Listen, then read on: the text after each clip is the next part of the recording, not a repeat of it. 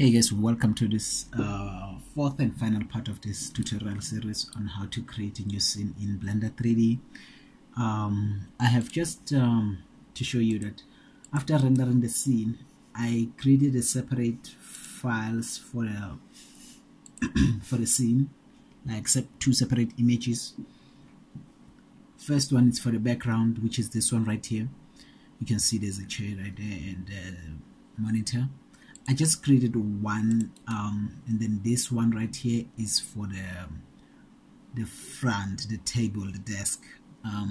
So in composition, we bring them together to create something that looks like this.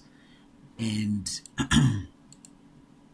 so this is two separate files that if you put them together, they will create that, and then you can composite the image, the footage on the scene. So what I'm going to do now is I'm going to open Blender, and this part doesn't necessarily have to be done in Blender.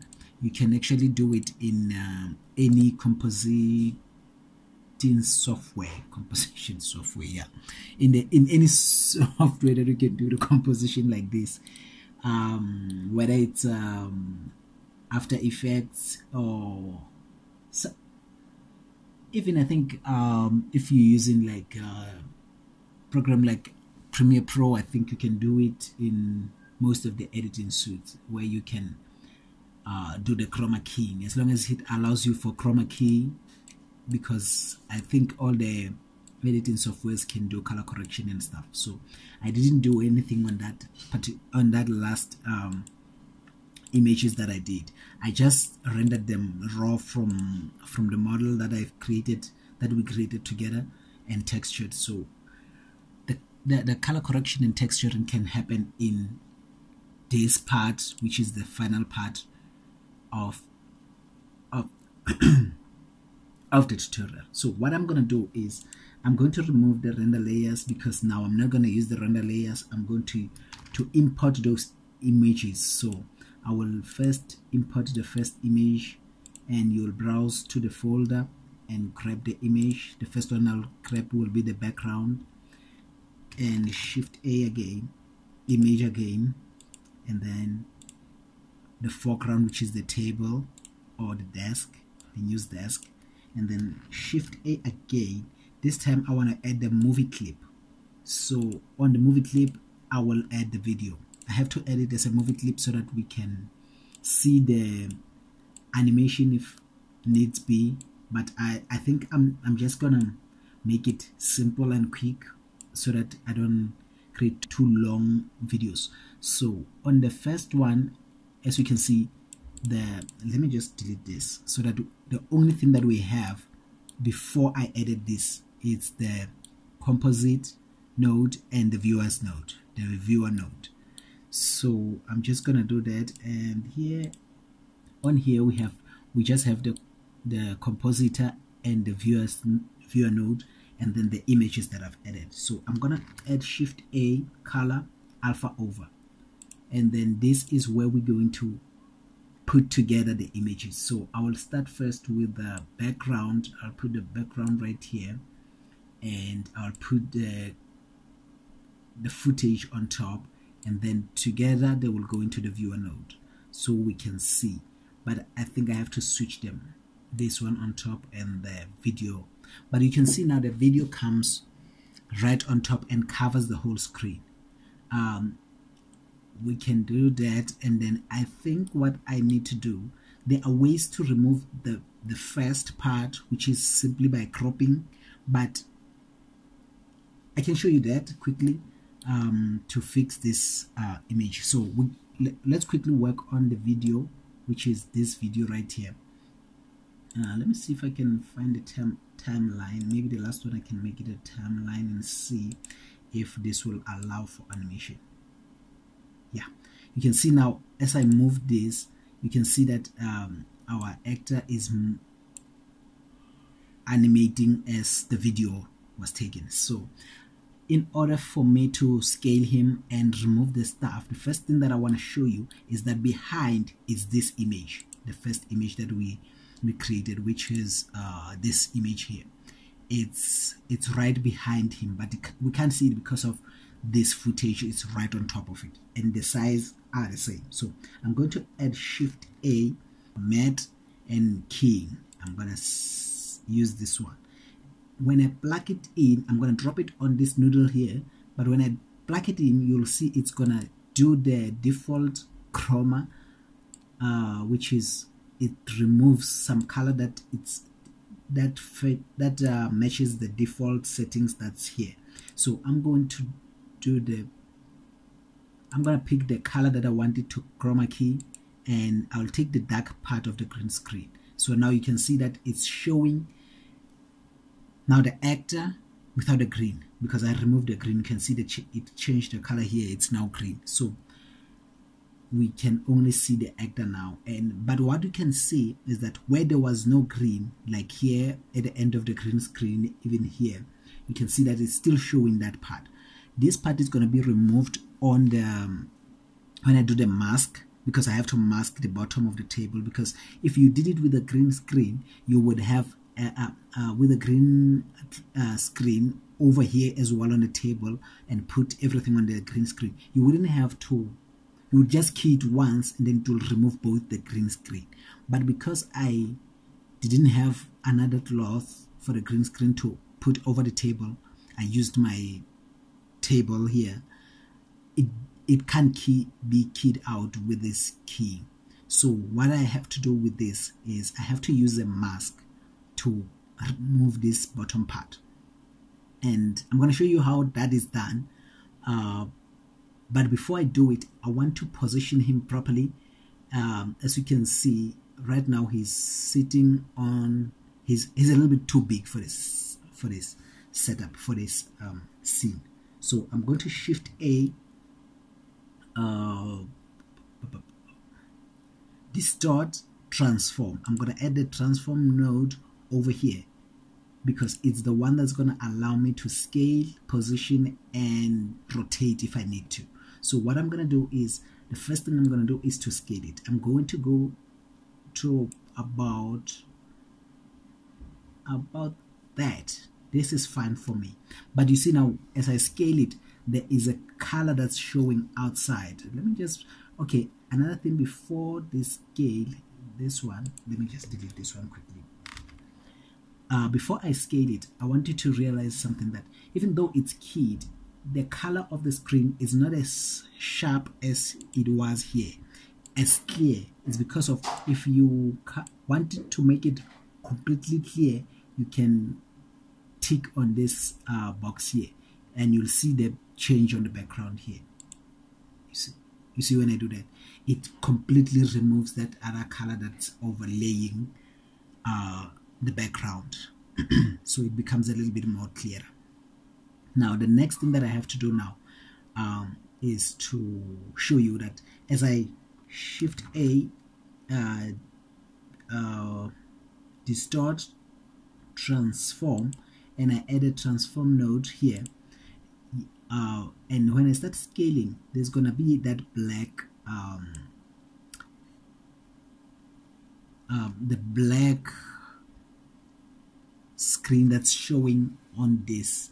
So I have to actually crop it so that all these things that are outside the green side is removed. So before I scale it even smaller, I will Shift A again and add crop.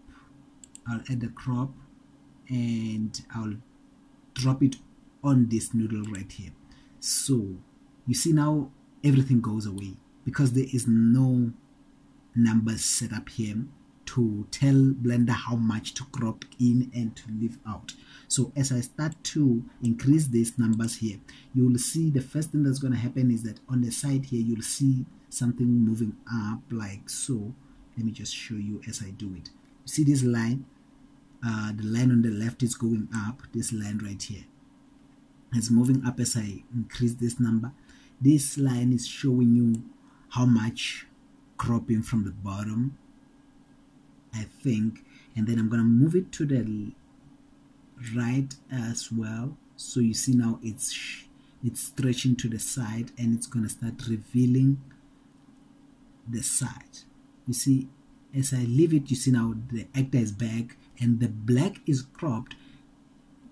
If I move it up, let me just move it up so we can see. Okay, let me leave it down here for now. I want it to, this square, the square of the cropping, to be right on the size of the screen to show you what's actually happening here. So this one is gonna go, I'll leave it right there. The up, not the up, the down. I have to move the down.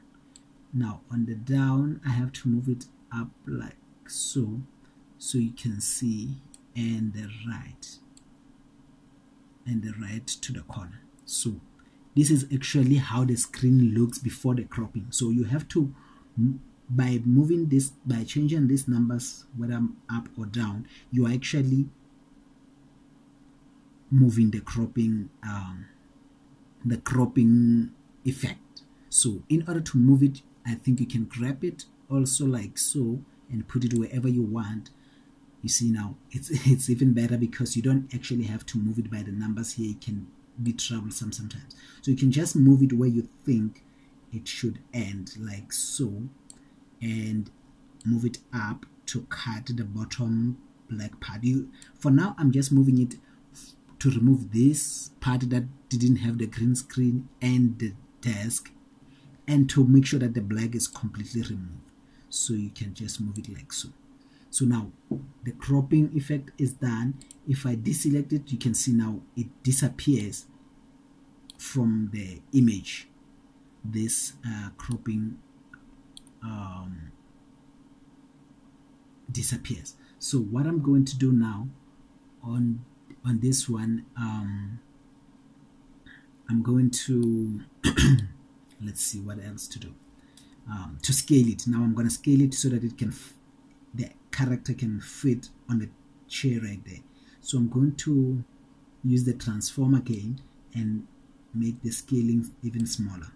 So now you see, as I do that, because the image is getting smaller but the cropping was bigger, you have to select the crop again to show these borders, so you can crop it again smaller. You have to crop it as the picture size changes. If it's starting to show the black, so you crop it again. So I'm just gonna do that quickly and maybe move him a little bit up, which is on the y-axis. Let me just deselect it so that you can see him, and let me move him up on the y-axis. So you can see now, as I move him more up, his head is starting to get cut.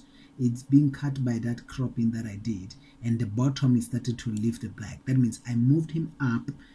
Now it's leaving the space here, but it's cutting on top. So I select this again and adjust it.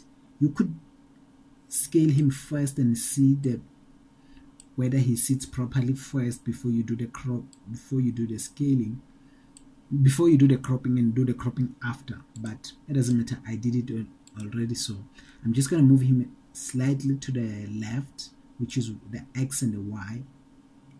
So I will move this slider to drag it and slide it to the left, and then he will move to the left. So now you see he's leaving this space again here. I select the cropping and crop him again. So this for me can be something like almost done, because this tutorial has to be short, guys. I don't want it to be too long. Now instead of leaving it like this, now we're gonna add a table over here. So what I want you to realize is that this table node is not connected. So I only have the background, and all these other ones that I'm going to box select now, and I'll drag it slightly so that you can see what I'm moving. All these ones are connected, and they are only working on the green screen, just to fix the green screen. Because I have a crop, I have the crop here, and I have the transform here, which is the scaling, and I have the keying to remove the green screen. So nothing else this doesn't affect the rest, it only affects this footage one that I've linked it to. So the next thing that I have to do is to duplicate the alpha over shift D and move it here. This is all right. This is where I'm going to add the desk on top. So let me just quickly go and get it. This is where I placed it, so I have to just place it inside of one of these. So you see the table is perfectly on top, but I wanted the table to go here. That means I could use just the other image that has the table connected, but I used it separate. I used this one that has a separate table and a separate background in case on our scene we had a big green screening to do and our actor was walking towards this. You can see him walking behind the table. I don't know if that makes any sense. And then what I also needed to, so that's the only reason I used both layers separate, but you could use the one image that looks like this. That's really the cheating of it all. So now if I remove this one and take this layer and put it over here and then put the table on top, so the table will go on top of everything. So this is what I wanted to do. So before we go to that, so doing it like this actually is a wrong way, because it's almost like I just changed the background and made it one layer. I didn't have to put two layers, but it's fine for now because I wanted to show you that this table is actually separate from the background. So if your character was walking, your character would be able to walk behind the table, the desk, and sit on the chair because it's separate layers. But I'm using it as one layer for now. I'm putting one layer on top of another before I put the actor, because the actor has to be on top so that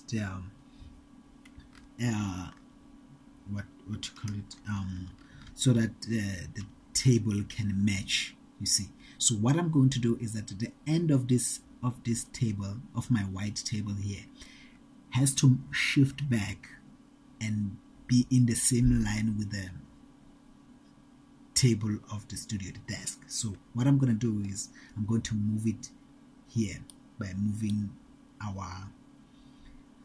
by using the transform node to move our actor up a little. So I'm going to use the Y and just go like so until it matches. What did I just do? I duplicated the layers. So let me just delete this one. Yeah, I'm going to move him on the Y slightly. Yeah, now it matches. So the line here matches the desk. So it's fine even if this doesn't work properly. But I think I'm going to make him a lot smaller, a little bit more smaller, maybe 3.34, something like so. That's better. And then I'm gonna select the crop again and crop it, and crop a little bit more, crop it at the bottom as well. Let me just crop it like so. Okay, let me just see. Okay, now the cropping is done.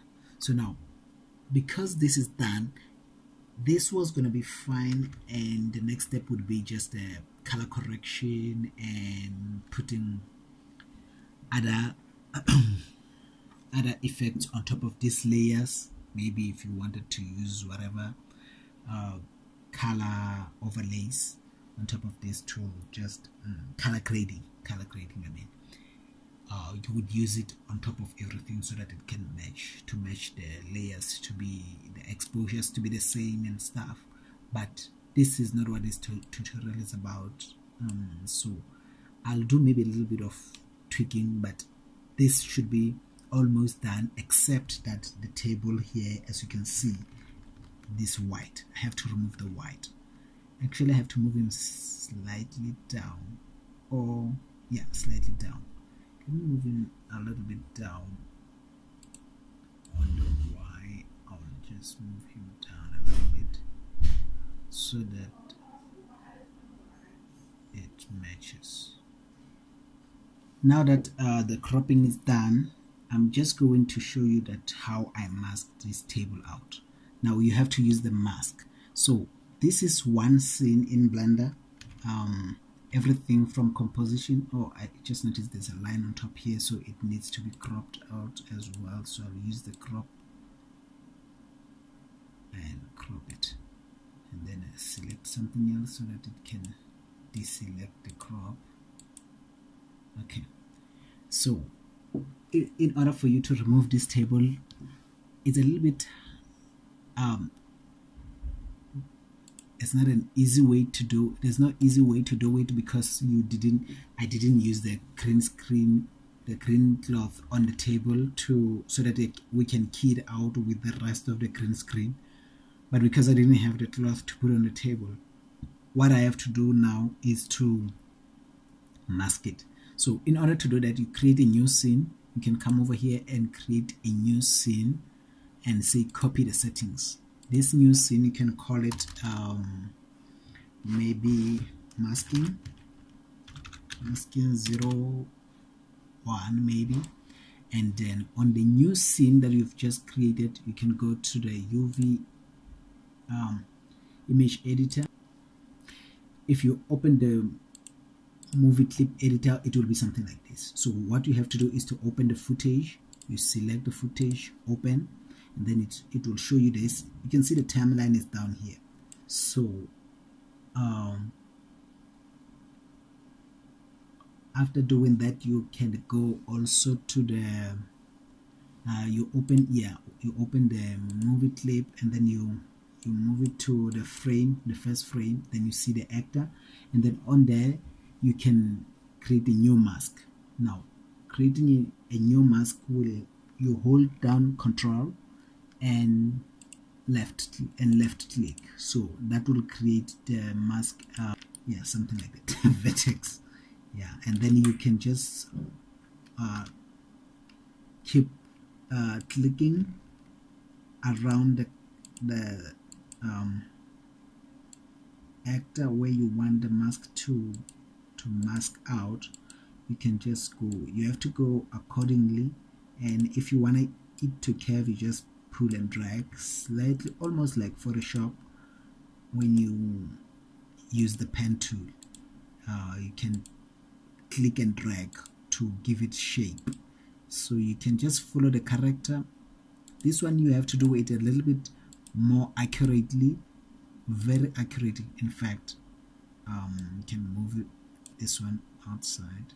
You have to do it a little bit more accurate because you're going to animate that mask. So after you do all around like that, so every frame, if you go forward one frame, you can do the auto keyframe insertion in the let me just create a new window timeline. You would go to the first frame like so, and then let me just close this one. I opened the windows a little bit awkward, but that's fine. You can do that, and then so you go to the first frame, which is, you use this button right here, and then you adjust it to sit properly where you want to cut off, and it must usually not go outside the mask. That like you mustn't see the table, you must see the character. So you make sure that the character is the last thing that you're gonna see on your mask, not outside this border. You mustn't leave the border, so you just have to make it sit inside, like inside, not outside. This will be outside the mask, so you mustn't let the table be seen because it's going to show on the final render. So you have to keep making it a little bit accurate. So immediately when this first this is done for the first frame, Now what you're going to do, you're going to click this button here for the auto keyframe insertion, and then as you move one frame forward, if the character moves something like so, if the character moves, you adjust according to the movement, and you go next. It will keep automatically placing the new keyframes on the according to the movement. And let's see, as you go forward, you do that. You are watching your footage. This you have to do it frame by frame to see if anything comes out of the masking. So nothing should come out. You should make sure that you can move, and as you move, you're going to adjust the mask. You keep adjusting the mask according to the movement of the actor. Anything that you think shouldn't be outside the mask according to the frame that you're on. So the frame has to match the video. So you can do this.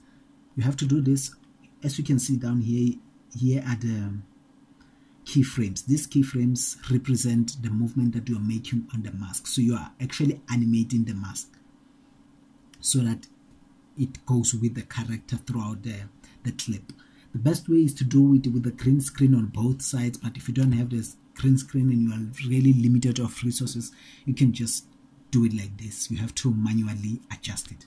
Now that this is done, when you go back into the compositor and you choose the scene that you have to work on, remember that this is a different scene. So you go to this scene in the compositor, and then in order to add the mask here, you're going to Shift A, mask, input mask, and then you throw in the mask here. Because you're going to connect it to the key, I'm just going to put the mask down here, and then down here you're going to see the mask that you created. So let's see, this is the mask that I've created. Yeah, then you can select the mask and put it in the garbage here. This will remove the character and leave the table. So you see now it's masked but inverse. It's masking the character out and leaving the table, which is the opposite of what you want. So you're gonna Shift A, color,